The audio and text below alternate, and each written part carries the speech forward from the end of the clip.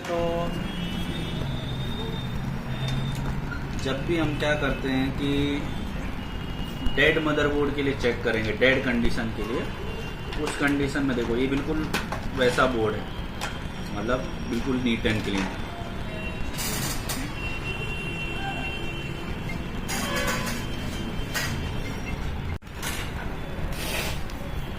तो जब भी ये VRM सेक्शन की वजह से डेड वाला मदरबोर्ड आपके पास आएगा तो आपको क्या करना है, यूँ निकालना है। प्रोसेसर को बहुत प्यार से आप निकालोगे, साइड में रखोगे, कंटिन्यूटी पर सेट करेंगे और हमें सबसे पहले चेक करना पड़ेगा कि जो ये हमारे 2+2- है ये आपस में बीप तो नहीं कर रहे हैं। अगर ये आपस में बीप करेंगे तो इसका मतलब प्राइमरी सेक्शन हमारा शॉर्ट हो रहा है।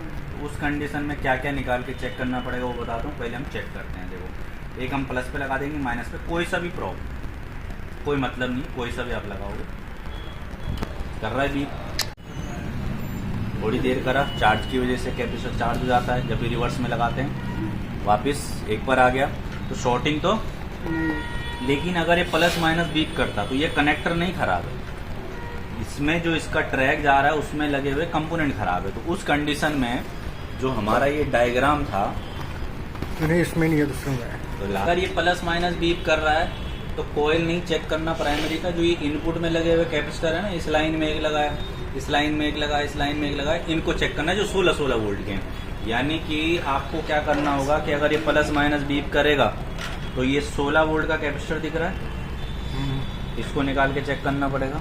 अगर ये शॉर्ट है, मतलब इसको हटाते ही यहाँ बीप बंद हो जाती है, मतलब ये कैपेसिटर क्या है, खराब है, आपको ये क्या करना पड़ेगा, चेंज करना होगा।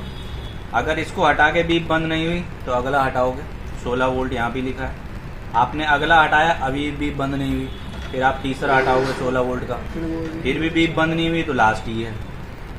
तो इनमें से कोई एक शॉर्ट होने की वजह से यहाँ प्लस माइनस क्या कर रहा है, बीप कर रहा है।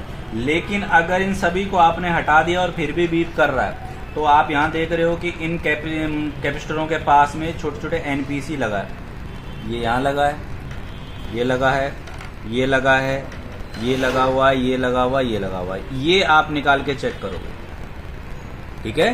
तो ये वाले आप निकाल कर चेक करोगे, इनमें से किसी एक में से भी शॉर्टिंग होगी तो भी प्लस माइनस क्या करेगा, बीप करेगा, क्योंकि इनका भी कनेक्शन यहीं से जुड़ा है, ये ठीक है। हाँ, अब कैपेसिटर तो सर बहुत सारे हैं, यहाँ भी है, यहाँ भी है, मुझे कैसे पता चलेगा कि कौन सा वाला कैपेसिटर इनपुट का होगा।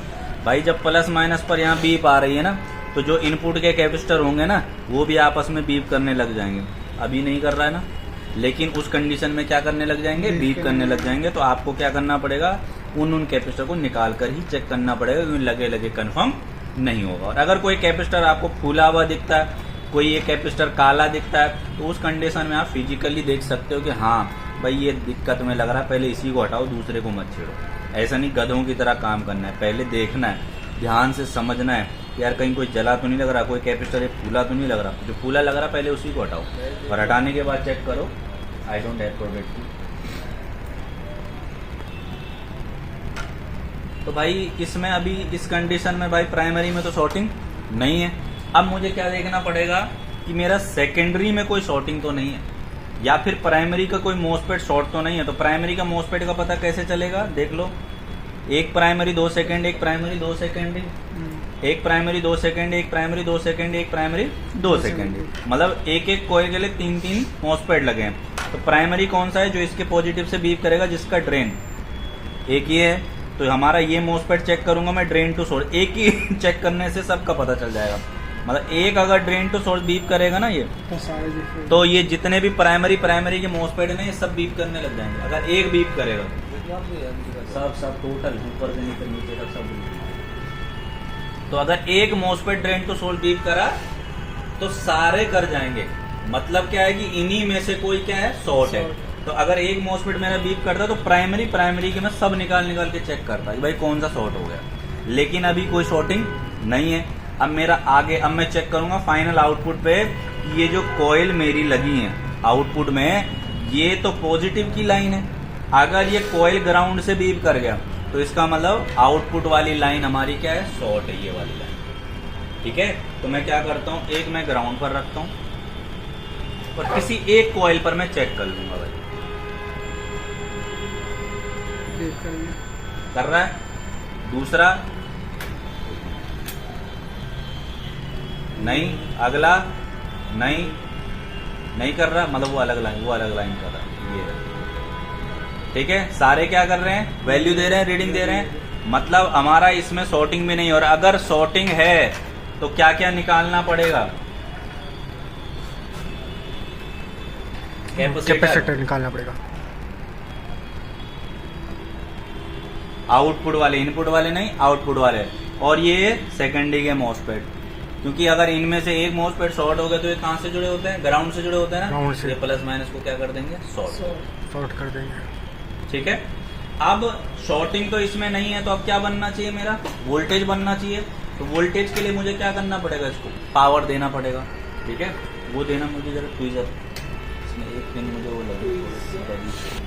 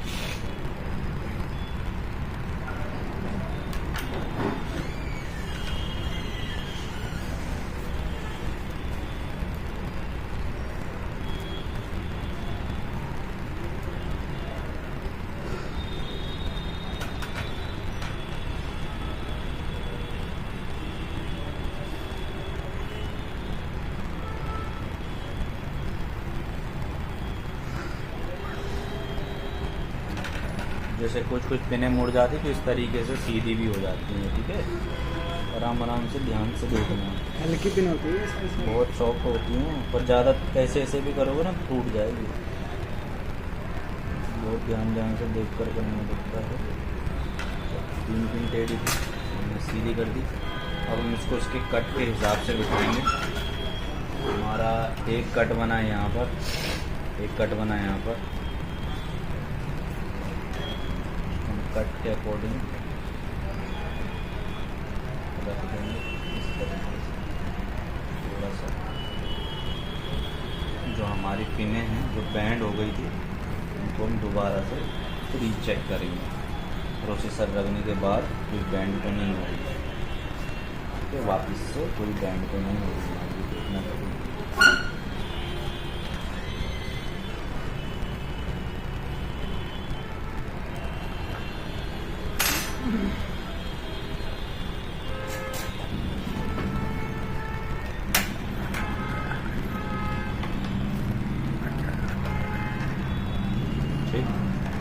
अब पावर चेक करने के लिए हमारा जो इनपुट का मॉसफेट है उसके ड्रेन तक कितना पहुंचना चाहिए, 12 वोल्ट, 12 वोल्टेज। तो हम सबसे पहले उसके ड्रेन पर चेक करेंगे कि हमारी वोल्टेज पहुंच रही है या नहीं। ATX 4 पिन कनेक्टर जो है वो लगा देंगे। फैन देखते हैं कोई सही है, चालू है फैन, तो पंखे से पता चल जाएगा समय ऑन है या ऑफ है। तो हम ज़्यादा देर नहीं, देखो ज़्यादा सोचना नहीं पड़ेगा यहाँ पर, क्योंकि हमने फैन को हटा रखा है वोल्टेज चेक करने के लिए। तो उतना टाइम नहीं लगेगा कि मैं ज़्यादा देर उस पर होल्ड कर पाऊँ। पहले से पता होना चाहिए कि ड्रेन कौन सा है, क्योंकि वहाँ सोच रहे हो प्रोसेसर बिना फैन के ख़राब हो सकता है, तो इसलिए फटक से चेक करना पड़ेगा। तो मुझे पता है प्राइमरी कौन सा है, तो पहले आपको ऑफलाइन ट्रेस करना पड़ेगा किसी भी चालू बोर्ड पे जब काम करोगे। ठीक है, तो अभी पावर हमने दे रखी है इस पर, और हम इसको ऑन करने के लिए ट्रिगर देंगे, जो हम ऑन ऑफ जहाँ पर हमारा स्विच लगता है।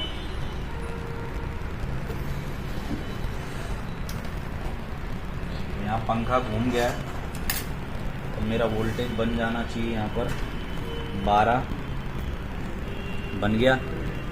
ठीक है, इनपुट पर कितना बन रहा है, 11-12 बंद हो गया।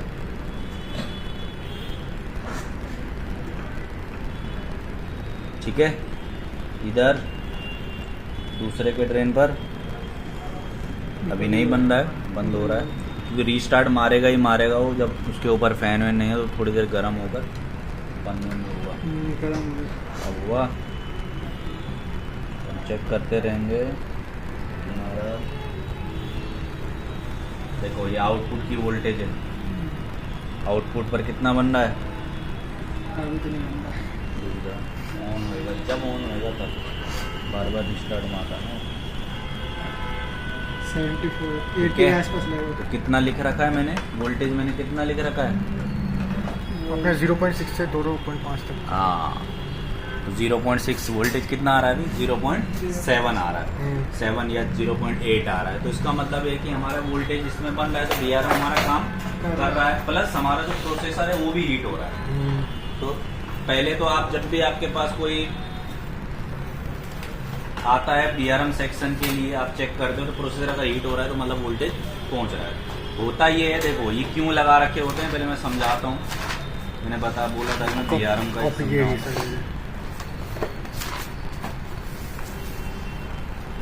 हमारा जो ATX कनेक्टर होता है 4 पिन का, ये कॉन्सेप्ट आपको पता होना चाहिए अगर कहीं इंटरव्यू के लिए जाते हो। ठीक है, पॉजिटिव से सप्लाई जाता है एक कॉइल पर, फिर जाता है एक कैपेसिटर लगा होता है, फिर एक मॉसफेट लगा होता है, स्विचिंग करता है ये वोल्टेज को।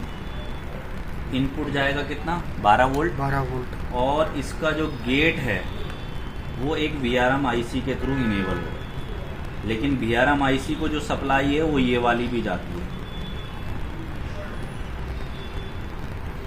कौन सी वाली? VRM को चलाने के लिए कौन सी सप्लाई जरूरी है? VRM IC। VRM वाली ही सप्लाई, यानी कि जो 12 वोल्ट निकल रहा है। अब यहाँ पर इनपुट होगा तो फिर क्या होगा, ये क्या करेगा? गेट को इनेबल करेगा। गेट का ठीक है, गेट जब इनेबल होता है तब यहाँ से वोल्टेज बाहर निकलता है, स्विच होता है वोल्टेज। ठीक है, और ये वाला जो पॉइंट होता है, ये वाला रजिस्टर वगैरह के थ्रू इसी VRM IC से कंट्रोल होता है, कि मतलब जब हमारा यहाँ पर वोल्टेज है, आउट वोल्टेज कितना हो रहा है या नहीं हो रहा है, उसका फेस कहाँ निकलेगा, इस VRM को बताएगा। तब जाकर ये है कि जो हमारा दूसरा मॉसफेट एक सपोर्ट के लिए लगा होता है, ये इनेबल होता है।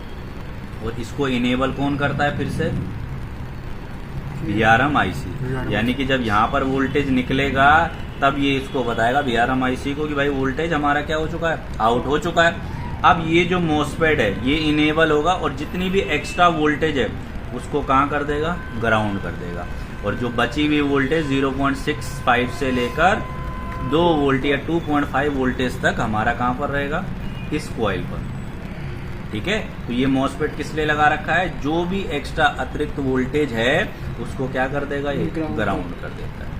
लेकिन ग्राउंड तभी करेगा जब इसका गेट इनेबल होगा, और गेट इनेबल कब होगा? जब ये VRM IC काम करेगा। VRM IC कहाँ से पता चलेगा? यहाँ से पता चलेगा VRM IC को कि वोल्टेज आउट हो चुका है, और फिर ये मॉसफेट को इनेबल करेगा, फिर ये मॉसफेट एक्स्ट्रा वोल्टेज को ग्राउंड कर देगा। बाकी सारी वोल्टेज आगे कॉइल कैपेसिटर से होकर कहाँ पहुंच जाएगा?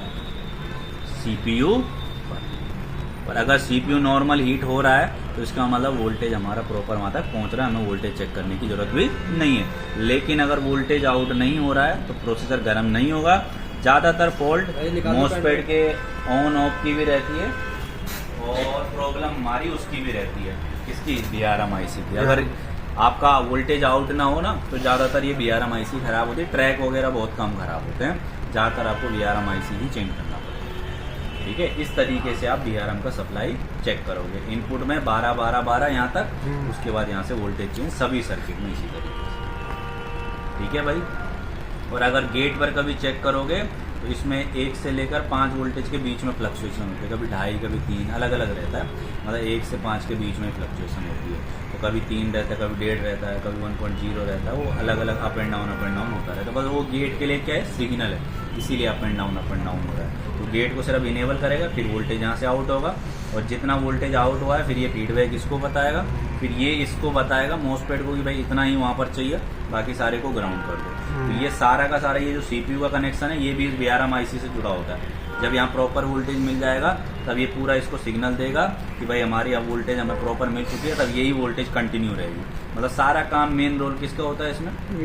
VRM IC का।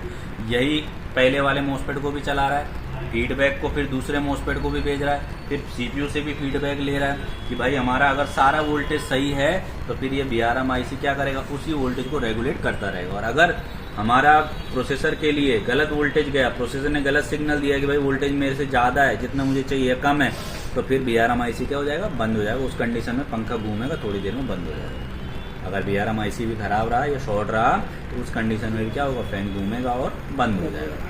ठीक है, या ये मोसपेट भी खराब हो तो पहले आप मोसपेट चेक करोगे, फिर लास्ट एंड में आपको VRM IC को चेंज करना है। अगर उससे पहले हो सकता है तो प्रोसेसर रिवॉल्व कर देना या चेंज कर देना। जिसमें इनबिल्ड है तो उसमें रिवॉल्व करना पड़ेगा, और जिसमें ऐसे निकलता है तो चेंज करके देते हैं। लेकिन चेंज करने के बाद भी हीट नहीं होता है तो 100% VRM का दिक्कत होता है। और VRM IC में ये वाली कंपोनेंट से गिरी हुई उसी सर्किट के पास होती है, हर बोर्ड में इसी सर्किट के पास मिलेगा। ये है VRM IC। तो इसको जब भी आप बदलोगे तो इसके ऊपर नंबर लिखा होता है, उसी नंबर के हिसाब से लगानी पड़ेगी। अच्छा, सर्किट कौन सा हाँ? सर्किट? कौन सा सर्किट? जिसके पास में होती है, जिसके पास में VRM IC, VRM के सर्किट के पास ही है VRM IC, इसी एरिया में मिलेगी। जितने भी बोर्ड हैं, लाओ 2-4 टेक्सटॉप बोर्ड में पहचान के बता देता हूँ। लाओ उसी सर्किट। वीडियो करवा